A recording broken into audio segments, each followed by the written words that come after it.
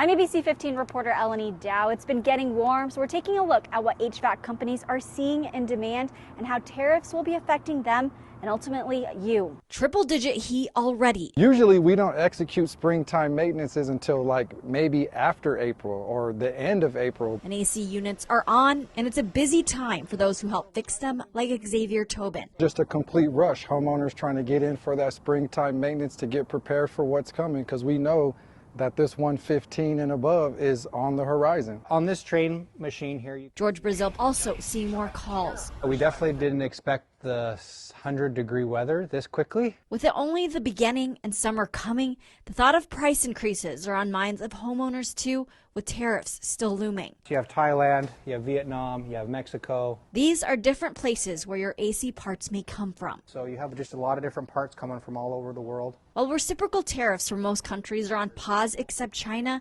service manager Colin Holman says they don't expect price increases just yet. We have had the manufacturer, send emails saying, hey, it's possible that we have to increase prices. But currently, our prices are still the same. They haven't gone up because of tariffs. And there are AC units assembled in America. You'll see country of origin. So at a high level, really, that's saying 80% of this machine is built here in America. It's not 100%. They still get, I believe, the motor and the compressor are coming from overseas. But it's still unknown what increases may come. We don't want to have to raise prices, and we haven't had to so far. So that's been a win. And HVAC experts say it's a good time to be proactive to get repairs done before demand gets even higher.